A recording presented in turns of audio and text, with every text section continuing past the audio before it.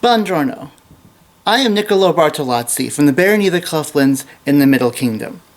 I am also one of the founders and the artistic directors of I Verdi Confusi of Players Patchwork Theatre Company, a Commedia dell'Arte troupe, also active in the Middle Kingdom but with players from actually around the known world. And for those of you who may not know, well, this class will be an introduction into the wonderful and amazing art that is Commedia dell'Arte. In short, and then we'll go into the details, Commedia is a theatrical art form born in the later decades of the 16th century in Renaissance Italy. It consists of having a troupe of professional actors, that means they were paid, who often performed in half-face masks that were constructed to represent stock characters that were archetypes and stereotypes of human nature. They would improvise both dialogue and action to brief outline scenarios, and using short playing gags called Lotsy, they would become internationally famous. They employed the first women on stage, and they've had a lasting impact throughout history since. And speaking of foolish characters, you'll have to excuse me, there are kitties being very active all of a sudden in the background. They seem to have this habit whenever I pull out the camera and start talking. So, Commedia dell'Arte. You may have seen this at various SCA events. It has become a rather popular art form. You could say that we're in a renaissance for Commedia. And part of it is because it is very accessible in many factors. But where did it start?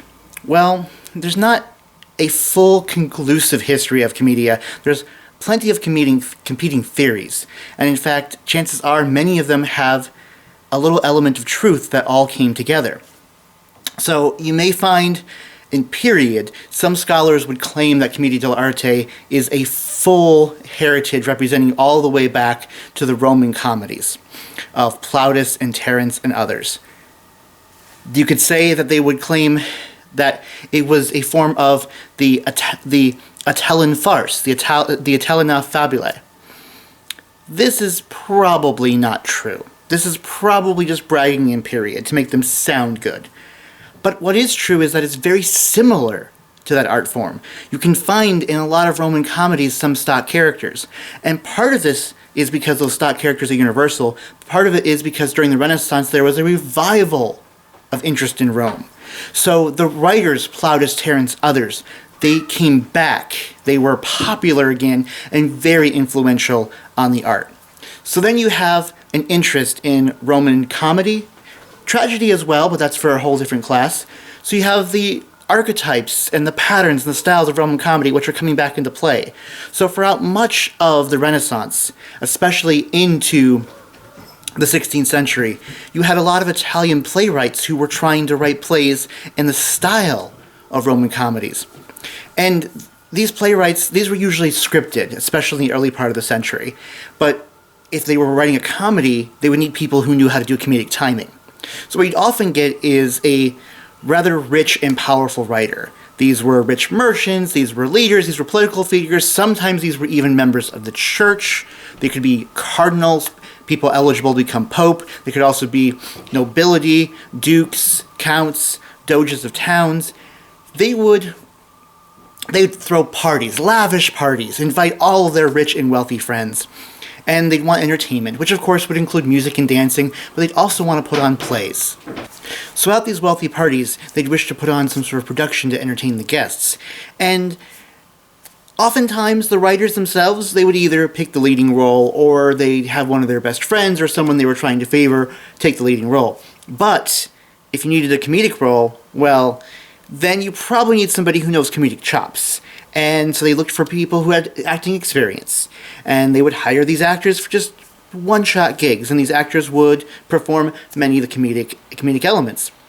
And as time went on, these actors started feeling like they were getting a lot of experience with comedy, and they were getting paid for comedy. And so they started focusing on comedy, and you start seeing a possible rise for these early troupes, that they would band together to do comedy that people were obviously paying for. Another possible element that brought into Commedia was, with the rise of the merchant class, people wanted attention to your booth. Say, for example, you were selling some sort of vegetable in a stand in the marketplace. and you got somebody, maybe one of your own employees, who could shout and joyfully busk a crowd and gather people. Well, the fellow merchant across the way who's selling fruit, they want the attention. So they hire somebody even better. So the vegetable seller decides, well, then I'm going to hire a juggler. And the fruit seller says, I'm going to hire 2 jugglers. And the vegetable seller says, then I'll hire acrobats. And the fruit seller says, I'll hire a fencing demonstration. I'll hire dancers. I'll hire tumblers. I'll hire circus act. I'll hire actors.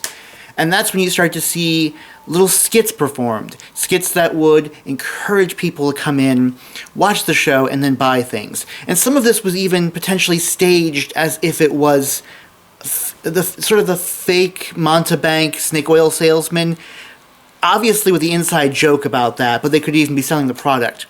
Now, these early scenes, they were not entirely what we would call Commedia today, but they had a lot of influence because you often wound up with foolish antics. You had this straight man, funny man routine, which would become the first Zany, second Zany. Some of the archetypes for Commedia may have been seen during this. There's some strong possible elements that would come in. So you have these various avenues. This desire to be influenced by Renaissance comedy. This actors getting experienced being paid to do comedy and wanting to embrace it more. And the merchants hiring people to joyfully, not tragedy, not drama, nothing serious, joyfully entertain the crowd. So eventually this would all come together and start to form what we call Commedia dell'Arte, which is not technically a term in period, it's post-period, but Commedia dell'Arte officially means comedy done by professionals, done by professional artisans. And in period, it could have potentially been called Commedia alla improviso, and we'll get to the improv elements of it, Commedia mercantile. I'm not necessarily great with the Italian pronunciation, but that's probably because they were hired actors who were sort of paid when they came. And that's our first distinction, which is also when we can sort of define the official known start date of Commedia. Before then, most of the time that you had actors, they were paid as one gig. You just hired them for an event and they went on their way. But with the start of Commedia dell'Arte, these actors they'd form their own company, and they'd be together. You would pay the company, and the company would pay its employees, who happened to be the actors and performers and set crew and writers, etc. And these companies would have legal documentation. They'd have to represent as a company, as a group, as you could even say sort of a guild. And the first known account of this comes on February 25th, 1545. And that's why that February 25th is always considered International Commedia dell'Arte Day today. That early Commedia is probably very different than what most of our documentation is, what we see in the SCA. Much of what we know about comes from the following decades, much later in the century. But we can sort of say, by this point, we're starting to see early Commedia. And it would go on and last for centuries. Now let's talk about the elements of Commedia dell'Arte. One of the most iconic that people think about is the mask. The Commedia dell'Arte mask it's rather specific. Many theater in history included masks, but not a lot of theater included half-face masks. This means that the mask was worn mostly over the forehead, around the eyes, over the nose, and down to either at the lip or approximately, and over the cheeks. Some of the masks had covered a little bit more, some covered a little bit less. But what this allowed is a lot of emoting from the lower jaw and lower mount of the face. A lot of theater, European and otherwise, they'd have full face masks. Commedia opted for the half-face masks. These are often very similar to the masks that you will see, some of the masks you will see in Carnevale. Carnevale traditions, also called Mardi Gras in other places, it has a lot of influence on Commedia and is also very much influenced by Commedia. So there's some discussion exactly where some of these masks came from. Many were probably in use for various activities. Others, or at least the style I should say, not the specific masks. Others were influenced then into Carnevale And this is especially why you see lots of elaborate masks in Venice, because that was one of the epicenters of Commedia at the time, and Venice is now a very prominent place for Carnevale. Now, these half-face masks were usually crafted out of leather. Some of the earliest ones may have been cloth. It's a little unknown, but at least by the end of SCA period, they were basically leather. And they were finely crafted. They would have exaggerated features. They'd have wrinkles, giant cheekbones. They'd have long noses, hooked noses, carbuncles. You could think of a carbuncle as, think of the cartoons when someone gets hit in the head and a little bump forms. You could also think of sometimes characters with giant warts. They would sometimes have fake mustaches or beard attachments, big bushy eyebrows. And what was important was that these masks, they helped identify the character, because every character had a different style of mask, and the mask helped identify them as the stock character, which is where we'll go to next. Because each of the characters in Commedia dell'Arte is traditionally called a mask. That includes the characters who don't wear masks, more on that in a moment. And each mask, or character, was its own archetype. Now, historically, there was maybe not as well defined as what we see today, but a lot of the troops would still use something similar. Most troops would have a miser character. Most troops would have a braggart, would have a schemer, would have both the clever servant and a foolish servant, would have the young lovers. They may have gone by different names, they may not have all had the same clothing, but because of what documentations we have, nowadays we look at the characters as rather iconic by name. Now, much of the world does in fact have very similar characters like this. It's actually why they are so iconic and so well loved, is because almost every comedy in the world can see this. The ones I mentioned before, miser, conman, stooge, a sassy servant, a sexy servant, a sarcastic servant, a scheming servant, a hungry fool, and lovers who can't figure out what to do, know-it-alls who know nothing. You see this all the time. This is almost universal humor for human nature. So Commedia embraced it, and Commedia gave these characters names. Many of the names we have are from Flaminio Scala, and it's probable that other troops would have used some of them because, well, copyright law didn't quite exist back then, at least not in the way we think of it today. So troops were stealing from each other all the time. But also many troops would have had their own names for many of these characters. But we nowadays, and if you see in the SCA, almost every troop is going to use a Pantalone, is going to use a Capitano, an Isabella, an Arlecchino, etc. And we'll go into the specific nature of those characters in just a moment. But part of the beauty of having these characters is your audience and your actors know what to expect from these characters. The second someone comes on stage wearing Pantalone's mask and signature outfit, the audience knows he's the miser and knows what his purpose in the plot will be. This really helps out the actor as well, because the actor already knows a lot about their character when they first approach a new work. The audience also, they know what to expect, and they're sort of on the inside joke. They know immediately who might be the villain and who might be the obstacle and what someone's reaction will be. And having that inside joke, which is a bit of an element of dramatic irony, is really invigorating, especially when you can build off of it. We don't always see that as well as we may want in the SCA today, because a lot of our audiences are not entirely familiar with Commedia dell'Arte. But when you get an audience who is, especially at some of the larger events like the Pennsic War, the second certain characters walk on stage, the audience knows exactly what to expect, and you can make jokes off of that. And as an actor, I can tell you, it's beautiful to be able to rehearse a character and not just finish a production a month and a half later and never see that character again, but be able to build off that character for years. And that's what happened also in historical Commedia troupes. There were actors who played the same character for decades, refining and improving the role. And to me, that personally is one of the powers of Commedia dell'Arte. I never would have thought I was an actor until I got into this art form. And I've seen that from other people too, is it lets us focus on a character for such a long period of time and make them so great. Now, we are going to talk about the characters, but I wish to give a caveat. I will talk about the characters in some detail, but I wish to make sure you understand that some of what I will say is some of the influence that Iverdi Confusi has in these characters. I will try to explain the historical nature, but also explain how we, as a modern troupe in the SCA, how we also help define them. And I think, whereas some of this may not be historical, so I wish to make sure that you all know that, it is an interesting alternate viewpoint of historical that it's helped us for modern productions.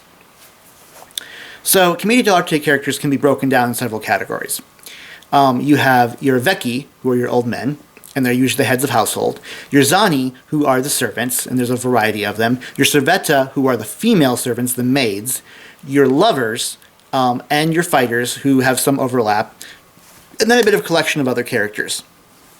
This can take a long time to go through, so I'll try to be quick on it. First up for the vecchi, the old men, is Pantalone. Il Signor Magnifico. Pantalone he's usually one of the central characters of Commedia. He is the patriarch of one of the households. He is the miser extraordinaire. He's a Venetian businessman, and he cares about money. Money, money, money, money, money. That his primary purpose is to obtain money or attain influence to make money and to never lose or spend money, but still be seen as a powerful, rich figure. His quest for money is usually a driving factor in the plot for both himself and for the romantic entanglements that he wants of his children. His typical clothing is red and black, with a long black robe in sort of Venetian style. He often wears a hat that kind of looks like a fez or can be called a fez, also in red. And he is considered wearing Venetian slippers. His pants would eventually become the pantaloons that we know, and that's actually where the name comes from. On the opposite side, we have often the second vecchi of the other household, because Commedia usually has two households, is Il Dottore, who has a variety of names. The one most commonly used is Dottore Graziano. Dottore Graziano. Wow, I usually get that better. Dottore claims to be having an education from the University of Bologna. The Dottore is Italian for doctor, so he claims that he has a doctorate. This is often in law, but it could be in anything the plot needs. Or even if he doesn't actually claim to have that, they'll still go to him because he claims he's an expert. Is he? Almost definitely not. Even if he is properly educated, he probably is going to get it wrong because he wasn't paying enough attention or he's become a bit addled. He will still act like he knows it all, and some characters will come to him for advice, but he will probably know nothing. He is considered to be a bit more gluttonous than Pantalone. He enjoys good food and good wine. He embraces knowledge over money, although he is often considered very, very rich. You could also have plot lines where he is not so rich, at least not by still middle-class Venetian standards. When I mentioned that he is from the University of Bologna, I have to wonder if this is where we get the expression that someone is full of, well, B-O-L-O-G-N-A. Because he is definitely full of baloney. Both old men are considered old. Pantalone is usually considered very old and decrepit. Now, that does not mean that both of them do not have their own romantic interests. In fact, Pantalone still likes to pretend that he's young and virile and will try to hunt after attractive young women. Or older women, but oftentimes young women, he considers himself lustful and considers himself virile, and that he is still a ladies' man. Dottore will do that to some degree, although it's more of a dodgering old man who is just lustful and not somebody who still thinks he's virile. As I said, these are the two patriarchs of the household, and in this case they employ the servants. The male servants are called Zany, and they are often from more of the country. They're more rural, they're more considered less educated and more country bumpkin. They can be lazy, greedy, tricky, though they can also be some of the stupidest and some of the smartest characters in the play. The most well-known of these is Arlecchino, who's considered the second Zany, or more foolish one. Arlecchino is probably the most famous character in Commedia dell'Arte. He is the archetypal patchwork clown. His name actually became the word for harlequin. He is constantly happy-go-lucky. He is always hungry. He is always tired. He will pretty much mess up every task you give him, although oftentimes the mess-ups will eventually spiral into the happy conclusion for the play. He is not usually a villainous character. He can be rather tricky at times. It depends upon which setting you're in. He would eventually evolve post-period into being a bit more clever and tricky, hence the Harlequin, think Charlie Chaplin, that we know. But his mask, his patchwork coat, because he would typically wear a white base with a bunch of colorful patches all over, would become the Harlequin triangle or diamond lozenge pattern that we see today in artwork and clowns. Arlecchino is featured a lot in many productions today because he was a bit of an acrobat, he was a bumbler, he was great with improvisation, because as one thing I was taught early on is Arlecchino can say whatever he wants because he's a fool and he'll get away with it. Another character often used, although this one may be slightly post-period for the SCA, is Brighella. Now, he's a first Zany. He's either someone's primary servant or possibly even his own small-time businessman. And he's a schemer. He's a con man. He is rather charismatic to the other characters because they always come to him for help, despite the fact that you could call him a slimy car salesman, like the stereotype, not a real car salesman, the ones you see in the movies. That much.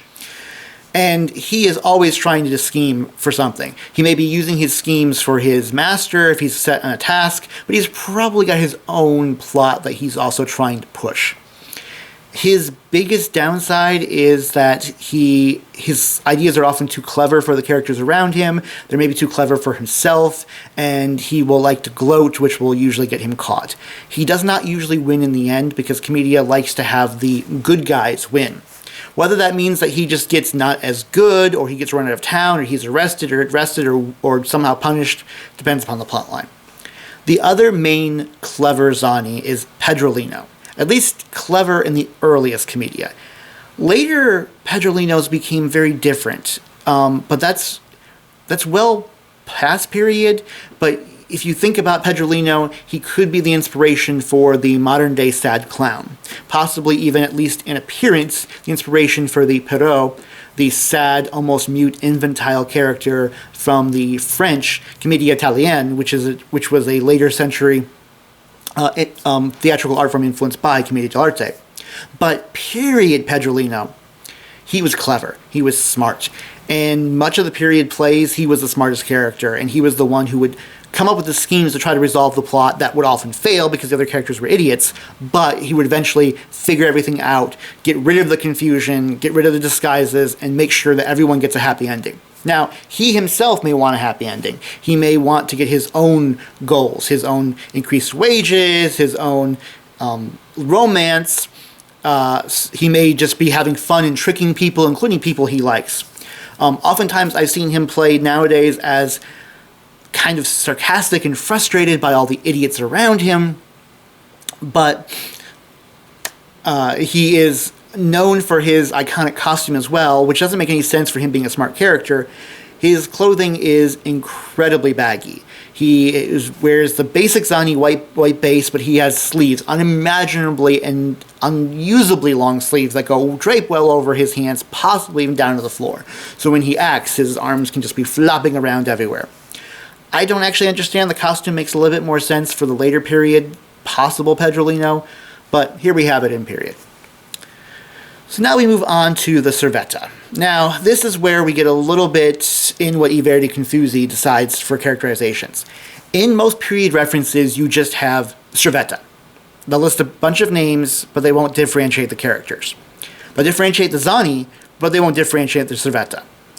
Part of that is because the differences in the Cervetta may be a bit more minor, and the differences in costume is also very, very minor. In fact, there's not a strict defined Cervetta costume.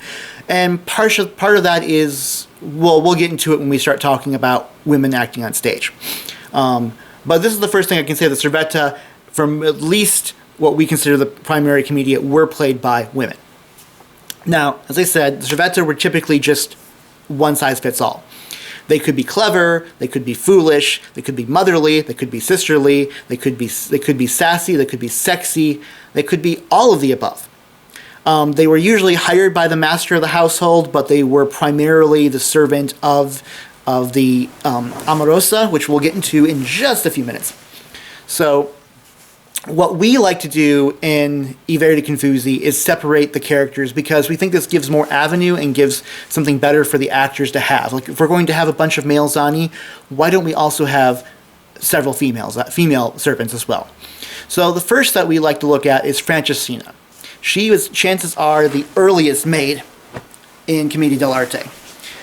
She's the one that often shows up in the Igelosi scenarios. She could be clever. There's definitely scenarios where she is very clever, but she can also be relatively foolish, just one of the same foolish characters, with letting Pedrolino be the most intelligent one. She is often depicted, at least in my opinion, as a little bit older, so she comes across as maybe more motherly to the Amurosa or even the Amuroso. She might be lustful, but sometimes that's considered to be a scary interest from an older, more forceful lady. But she could also be clever. She could also be desirable. Pantalone will go after anyone. Capitano may be interested. She's also somebody who can be experienced, who the characters will go to for advice on romance, on love, on how to win over their father. Secondary, we have Columbina, who, like Brighella, is potentially a post-period name, but you'll see Columbina used quite often, even in SCA productions. Columbina is usually depicted as being the clever, sassy, and sexy Cervetta. She is often depicted as a little bit younger than Francescina. She's maybe more big sisterly than motherly to the Amurosa. She definitely likes to flirt. She likes to get her own way. She will also go after men. She definitely will go after types like Capitano. She has no interest in Pantalone, but Pantalone definitely has an interest in her. When we have a Columbina, she's usually the one who resolves the plot line. Again, that's not entirely common in period, because usually you have Pedrolino, but it really fits the Columbina character. The last main distinction we have is definitely not a period type. But I'm going to say that if Sebastiani, the greatest Commedia dell'Arte troupe in the entire world, that's their full title right there. If they can use Smirldina, then I'm going to say that it's pseudo-period enough for our interests.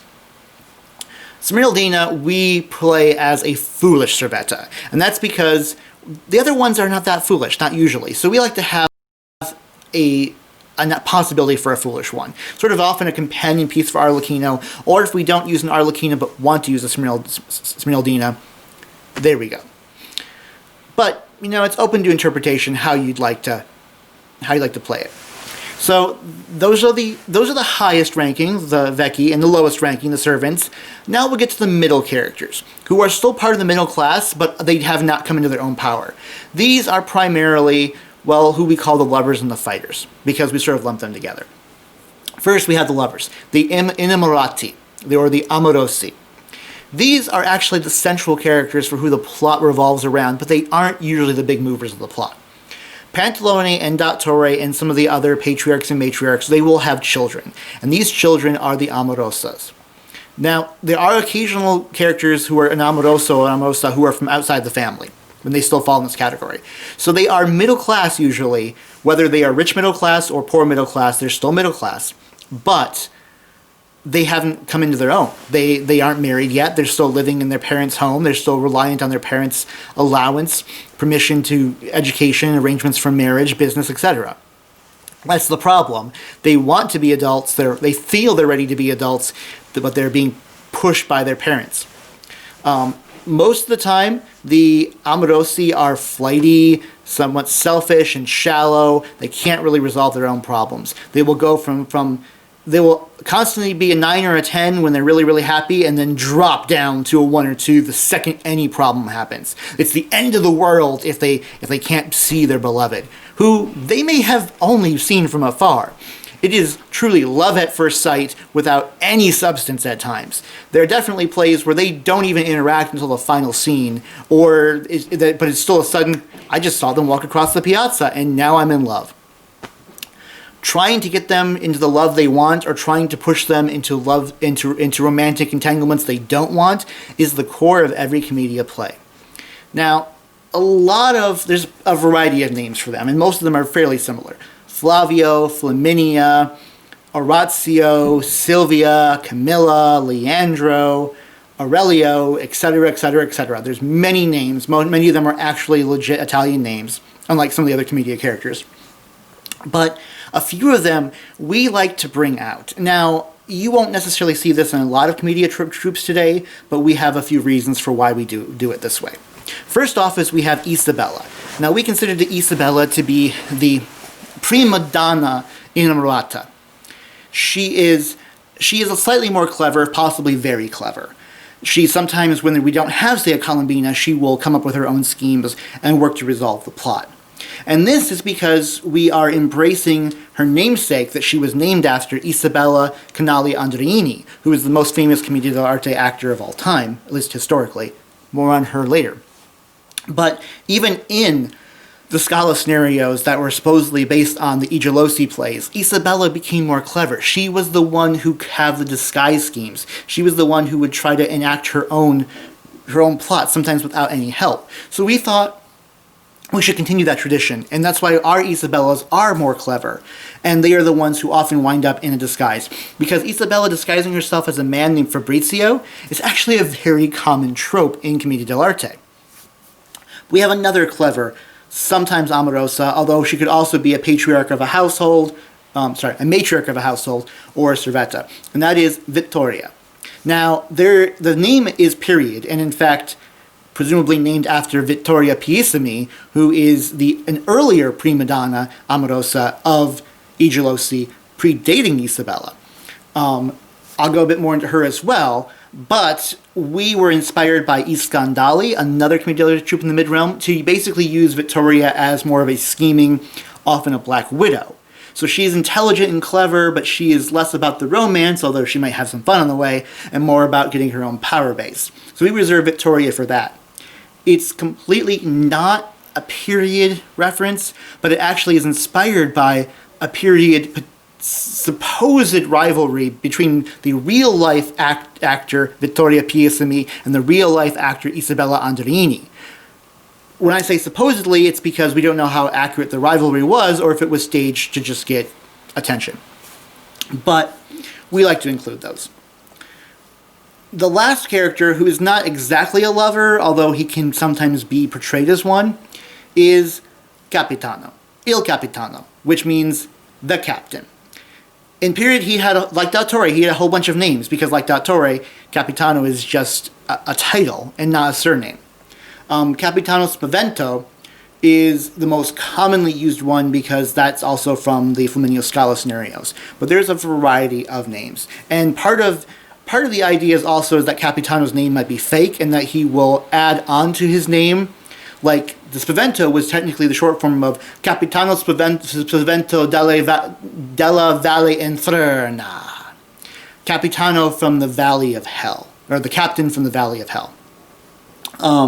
Because he was bragging about that. And that's who he is. He's a braggart. He will boast about everything about himself. He's the greatest fighter, he's the greatest swordsman, he's the strongest man, he's the most handsome man, he's defeated entire armies by himself. He is rich, he is powerful, he is famous, he is well-loved everywhere he goes. And almost all of this is not true. He's a coward, complete and utter coward. He will not want to actually be involved in a fight. He never did those exploits. His bravado is the fragile shell trying to protect him. Throughout the course of the play, he may be desired, he may be feared, he may be loved, but usually we'll find out that he actually isn't any of those things. Now, his purpose in the play is often what I would consider an interrupting character. Vittoria can also play an interrupting character too. But Capitano often comes into town, he's a stranger. That's because he's Spanish. And his whole character is actually being made fun of the Spaniards because during this time period, northern Italy hated the Spanish because they had invaded and conquered much of southern Italy, and Spanish captains would walk around strutting, bragging about, we conquered you Italians earlier in the century. So the Italians then made fun of these pompous Spanish captains. So Capitano would come into town, usually a stranger. He might be on his own mission. He may be called in by one of the characters like Pantalone because he has a job or a prospect for Capitano. Capitano will often fall for the Amurosa. Maybe he's being arranged to marry the Amurosa, which is a problem because the Amurosa wants to marry her beloved, who is the Amuroso. Capitano may also take an interest in the Cervetta. He may take an interest in, say, one of the old men's wives. He may be hired because they need him to do a mercenary job and he has to find his way out of it. And there's a lot of aspects he can do. He could be the villain, he could be a con man, he could be an unwanting stooge, he could be foolish, he could be somewhat brave, but not nearly as brave as he wants to be. He could be a complete and utter coward. I can go on about him because he's the character I play the most, so I'm most familiar with him. But let's move on for now. And like I said, there's a variety of other characters, and we could go on and on and on. I'm going to try to link to, or you can email me, I'll give you to the end of the video, my handout about this, which has more details about these characters. But going quickly, we also have often seen Pulcinella, who is not usually seen with the likes of Pantalone and Arlecchino, because Pulcinella is a Southern Commedia character who is, again, potentially later period. He's the Hunchback. He is Punch. He became Punch from Punch and Judy from the puppet shows. He's conniving and snide and violent and would go up and down for his emotional levels. Fiorenetta is an experienced courtesan, often her own businesswoman. If there is a whole household of courtesans, she is the one in charge. People will go to her because, well, for lustful intentions, but also for advice on love and romance. Laura and Rosara are potential matriarchs of households. They could be wives of Pantalone and Torre, or they could be their own widows. La Ruffiana is an old lady of whatever type. She could have been an old soothsayer, she could be an old fortune teller, she could be a beggar, a courtesan, a mother, a long-lost mother. And can be one of the few characters, women characters played with a mask, and one of the few characters who could... I forgot to talk about the masks. I'll get that in a moment. And one of the few characters who was potentially female characters played by a man, still in later period Commedia. Coviello is another servant who thinks he's better than himself, similar to, say, wannabe Capitano. Scapino, he's quick and nimble. He's very clever, but he doesn't. Sometimes he's too clever, but his name means to scamper, so he tries to get out of his own problems. Cola and Cassandro are even older men who are even older and potentially more influential than Pantalone. And we also have Tartaglia, who is just well known. Again, I think post-period for Tartaglia, he's well known because he will stutter, and his stutter will often cause inappropriate situations. He is often some sort of clerk. In later periods, he became one of the Vecchi, often replacing da Torre, and his inability to communicate would sometimes cause him to have violent outbursts. And there's more characters than that. There's a bunch of other types of servants, some with maybe a little bit different, some significantly different, but we'll go on from there, except one thing I forgot to mention is who wears masks and who doesn't, because not every character does wear a mask. Almost every male character does, but with the exception of that La Ruffiana I mentioned, almost no female character does, and I'll explain why later. But you can be safe to say that that all the Vecchi wear masks. Pantalone da Torre wears masks. Capitano wears a mask, big, long, very phallic nose because of who he is. Arlecchino and Brigella wear masks, and so does the other servants. But Pedrolino does not. Weirdly enough, Pedrolino does not, and I still don't entirely know why. That would make sense for the more infantile, childish future Pedrolino, but even in period, he apparently doesn't wear a mask, except he wears usually white face makeup. So he's one of the few male servants who doesn't. But the Amurosa, both male and female, and the Cervetta, and wives of the old men, Vittoria, Isabella, all of them, they don't wear masks. And we'll get to that in a moment. So now we have our stock characters. Well, what do stock characters do? Well, in this case, you improvise, because Commedia was not a scripted art form. Many of the Commedia troupes did also do scripted theater, and many of them got experience from scripted theater, but Commedia itself is not scripted. It is, at least the Commedia that we do, hence Commedia alla improviso, it is improvised. What would happen is the writers would write a brief outline that we call a scenario. Well, actually, they call the scenario. We get the word scenario from Commedia dell'Arte. So they would write a scenario, which is just an outline. What we often call French scenes nowadays is a scene would start whenever a character would enter stage. And the outline would have the basic business. It would say who was entering and what their main plot points were. It would only be a handful of lines. And the actors would improvise what happens. They would make it up in both rehearsal, which could then be used to rewrite the scenario, and also on stage, live. They just make up new gags, new dialogue. So they would know when they enter, what they do, and when they exit. But they would make up the rest. So it's not pure improv. It's not what you would see today for, say, a long-form improv troupe out of, say, Second City or Chicago I.O. or Who's Line or many of the other troupes out there, which is great. Great improv. Love it. There's a lot of overlap in the skill sets. But it's more semi-improvisational. It's, you know the general story, but you don't exactly know how you're going to get there. The way I like to describe that to new people is, say you have a funny story from your past that you and your best friend, one of those no blank there I was stories. You've told it together many, many times to everybody. You love telling that story. But you never wrote it down. You never memorized it. But you both sort of get each other's pattern. You know who's going to jump in at what point, and you know the general flow, but you're making up the words each time. And you might, as you go on, you might start to remember the really funny way you said it before, and maybe you're going to remember that and do it again. But you're still improvising it. Similar if you're telling, say, a joke story. You didn't necessarily write down the entire joke. You just remembered somebody said it at a party, and you're putting it through your head going, oh yeah, this story. That's a lot how this improvisation is.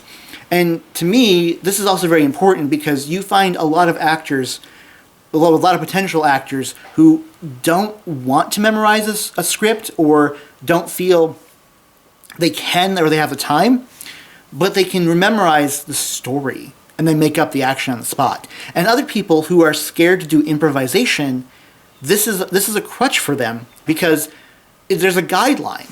With a lot of straight-form improv, you don't know where the scene's going to go. You don't know how you're going to end it. You don't know what the jokes may be. But with this one, you do. You know how it goes, and the jokes are heavily written in advance, or you're practiced in rehearsal. So this has been a brilliant form for myself and other people to learn how to do acting. And it does save a lot of time, which is very important in the SCA when none of us really have that much time to dedicate to a whole art form. Don't get me wrong. Scripted theater is great. We need more of it in the SCA. But if you don't have time or interest or skill set, you have some improvisational Commedia dell'Arte. Now, why do they improvise in period? Well, part of it was because it keeps comedy alive. They had that skill set. They were just sort of jumping on it. Sometimes they were probably given a script that from one of those rich merchants I mentioned during the party. They were given a script that just said, do something funny here. So they had to make it up. When you're busking in the street, you have to keep it live. You have to keep it ad lib. You just got to improvise. So that improvisational nature was really, really coming down heavy for them. But also, this got through a lot of censorship problems because at the time, you needed physical proof to censor.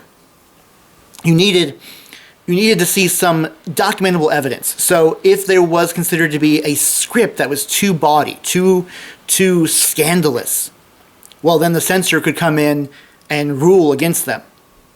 But if you had no script because it's a scenario and you didn't write down the naughty things in the scenario, well, you can't be censored then. So they got away with a lot of stuff. And why do you want to be scandalous? Because scandalous is profitable. As I said, I call this a scenario. And the reason why is because it was pinned to the back of the scenery.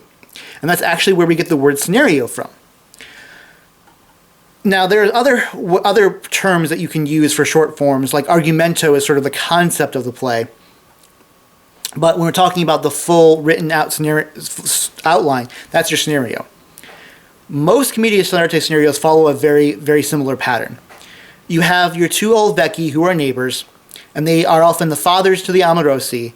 The vecchi have goals for who the Amurosi should marry, should romance for whatever reason. The goals of either I want you to marry this person or I don't want you to marry this person.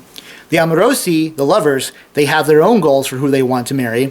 So both sides try to enlist the servants, occasionally the same servants, to help out, to help either ruin the old men's plans, to help enable the old men's plans, to help get the other characters together. The servants will often mess things up. They'll get something wrong, or the lovers will mess things up because they're also foolish.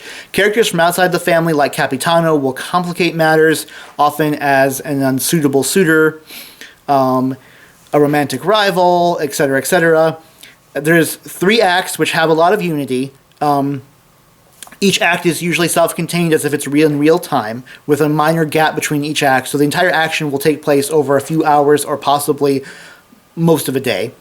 But after 3 acts with lots of confusion, possibly disguises, possibly cross-dressing, mistaken identity, slapstick, physical comedy, etc., it will end in a big spectacle where everything will be revealed and all the good that we want to happen will happen. The lovers will get to have the love affairs they want. The old men will come to accept it or get some sort of reward. The villains will be chased out or somehow punished. Now, there is, in addition to the improv, there is some slightly more scripted material. Now, these are called Lotsy, or singular Lotso. Now, these basically just translates into comedic stage business. And there's a variety of Lotsy. You will see them in almost every production, but you may not always realize that they're there.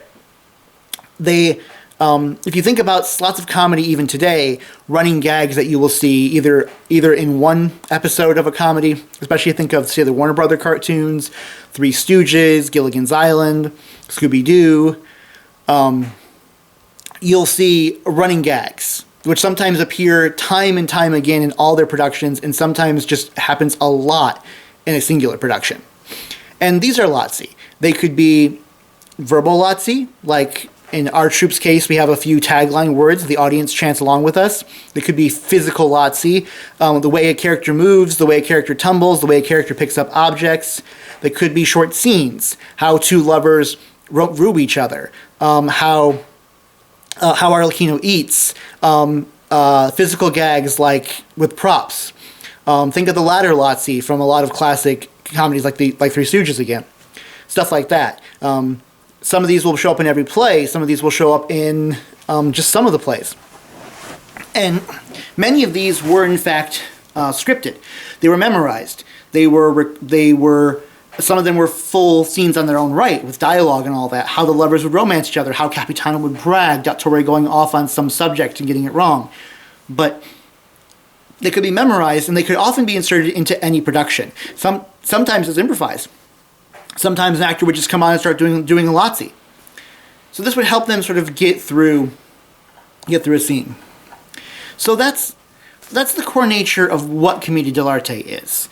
As I said, it's stock characters wearing masks, doing improvisation, semi-improvisation to a scenario with some outlines, with some scripted Lotsy, scripted gags.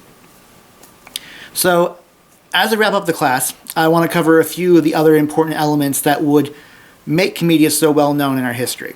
I mentioned that these were the first basically paid actors, but that also meant they became the first international celebrities, because very quickly, and including before the end of the 16th century, Commedia dell'Arte spread out of Italy.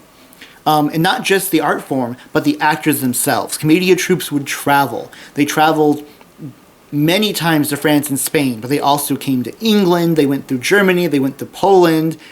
Post-period, they went to more places like Russia and Scandinavia. Commedia became well-known, and the actors themselves became well-known. There were fan clubs for actors in countries outside of their origin.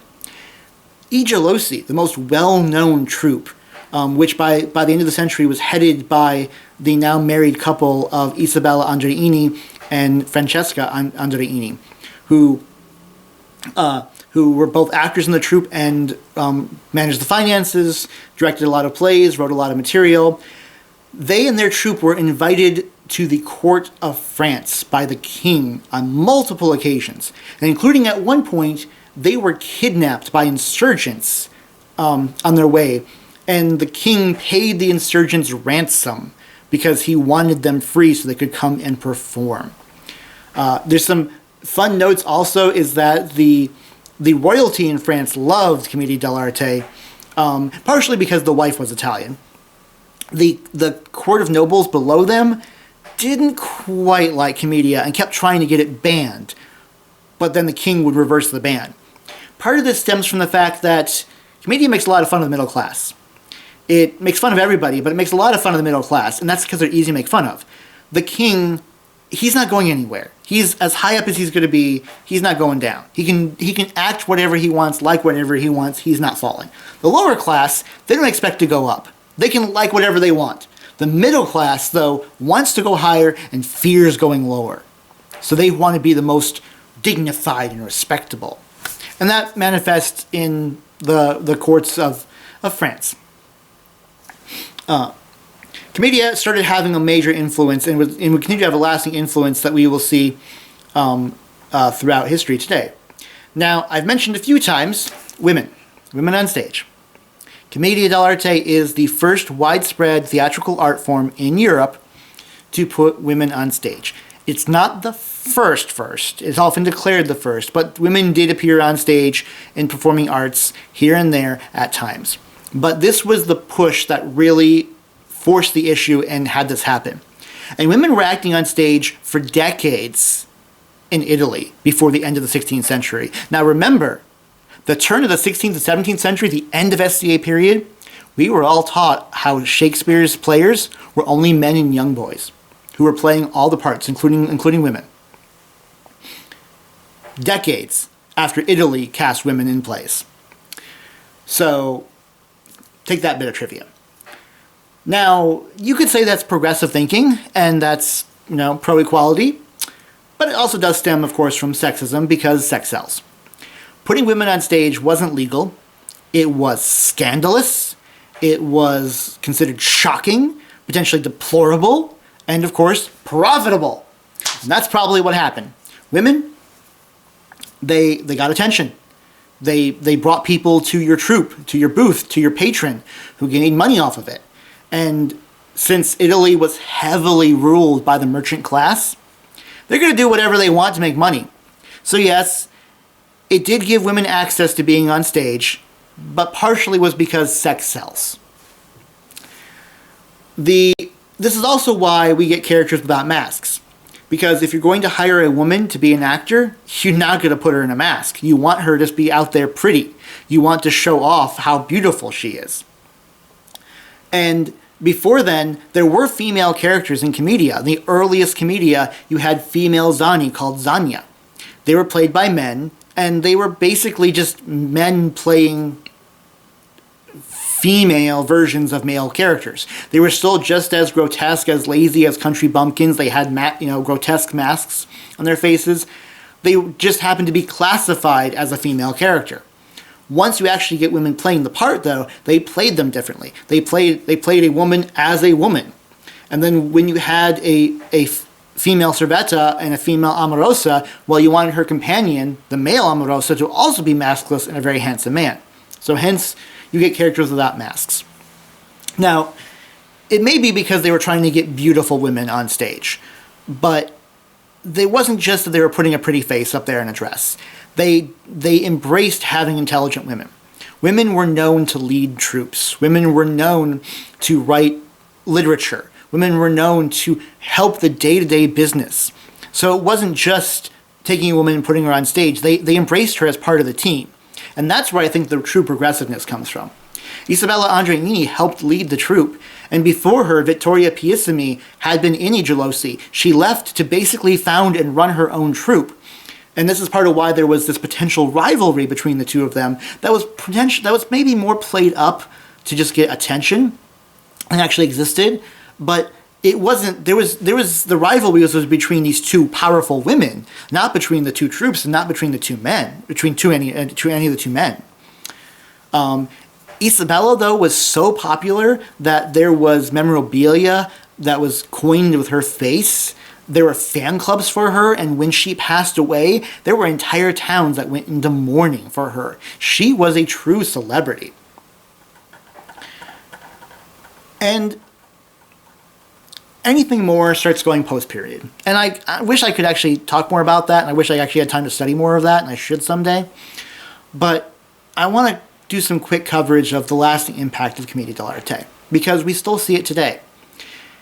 It is seen in the SCA potentially a bit more than maybe it should be, because it occupied only a few decades of our over 1,000 years of possible theater.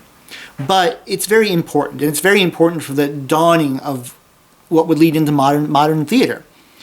Commedia, it did dominate the theatrical art form. It would continue in Italy and continue in other countries. It would pass on to become the Commedia Italienne. It would influence Shakespeare and other writers in England. It would influence Molière. It would become it would influence opera and puppetry and mime and circus arts. More recently, it influenced the Harlequinade, and the Harlequinade of French in Britain, which became vaudeville and burlesque, and modern-day slapstick, which was the earliest movies, were influenced by this same Harlequinade-style vaudeville. We still see a lot of this comedy today, partially because, like I said, it's archetype comedy. It's slapstick, which literally, the word slapstick is one of the words that comes from Commedia dell'Arte. Amongst other words, scenario I mentioned. Usually I have more in my head right now than that. Yeah, Zany. Zany comes from Zany. I want to say You're Full of Baloney comes from Torre being from the University of Bologna. Haven't proven it. Lots of people seem to think it's possible. And the one I like the best is Pantalone became the character of Pantaloon. Pantaloon gave his name to the clothing he wore, his pantaloons. Pantaloons came after him. Pantaloons got shortened to pants. So without Commedia dell'Arte, we'd all be pantsless. Well, Commedia dell'Arte is still alive today. There's been a revival not just in the SCA, but outside of it. You can see lots of troupes performing around the world, especially in Italy, but other places too. And you can see this influence still felt. In the SCA, there's a variety of troupes. My own I Verdi Confusi, we perform dozens of times a year. Not just in the SCA, but we'll perform some modern adaptations, some parodies of more modern works. We'll do those at conventions and events and conferences because we're using the same root form. But in the SCA, we'll show up whenever we can. And it's not just us. I Scandali is also in the Middle Kingdom. I Sebastiani is in the East Kingdom. And they've been around for decades. There's professional Commedia books written that includes references to I Sebastiani. There's I Firenze in the Kingdom of Atlantia. There was Vangatto Stolti, or is Vangatto Stolti, also in Atlantia. There is Il Titolo Provvisorio, which comes together at Penzig every year. Also, at places like Penzig and Gulf Wars and wherever else you can find it, you have Iron Commedia, which is a project that I Verdi Confusi started 11 years ago, where we bring together a bunch of people who are interested in Commedia but don't have a lot of time, and one afternoon we teach it if we have to, we write a brand new scenario never seen before, we cast it, we rehearse it, and we perform it. So yes, part of the reason why they say Commedia is actors theater is because you don't have a director. You can make up what you want. You can improvise. I also feel it's writer's theater because where else can I write a brand new play and have my friends perform it in front of an audience that very evening? And that is also what I think is very important for what we do. Yes, the SCA is about researching the past, about getting history right, teaching it. But if we're recreating the past, we also need to recreate the entertainment. And if we're entertaining an audience, we have to be entertaining. So yes, we'll take some liberties with what happened for period pieces, because not everything that they wrote in the 16th century is funny or even considered polite today. So yes, you can make an accurate production, but if you want to get an accurate reaction from your audience, you have to entertain them. So do your academics, do your scholarship. But also, if you're going to perform, entertain.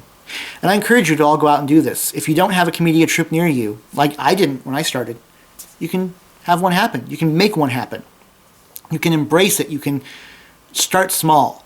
It may not be period, but do small skits. Just come up with little skits with stock characters. Come up with whatever costumes you have. You probably already got medieval and Renaissance clothing. Build up as you go along. Find some more people. Perform, because performing is going to get you the most interest. Reach out. Find us. Find me. Not just me. There's other people that you can contact with. If you want to reach me and get a copy of my class handouts, email me at lotsy@case.edu. That's LAZY at case.edu.